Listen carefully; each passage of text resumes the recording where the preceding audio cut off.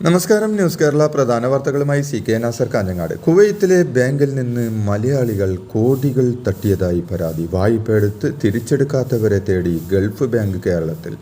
ബാങ്കിൻ്റെ 700 കോടിയോളം രൂപ തട്ടിയ സംഭവത്തിൽ 1425 മലയാളികളാണ് പ്രതിസ്ഥാനത്തുള്ളത്.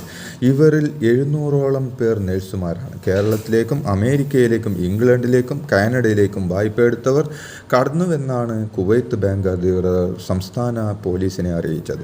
സംഭവത്തിൽ എറണാകുളം, കോട്ടയം ജില്ലകളിലായി 10 കേസുകൾ രജിസ്റ്റർ ചെയ്തു. കേസന്വേഷണം ക്രൈംബ്രാഞ്ചിന് നൽകിയിരിക്കുകയാണ്. ദക്ഷിണ മേഖല IG അന്വേഷണത്തിൻ്റെ മേൽനോട്ടം വഹിക്കും.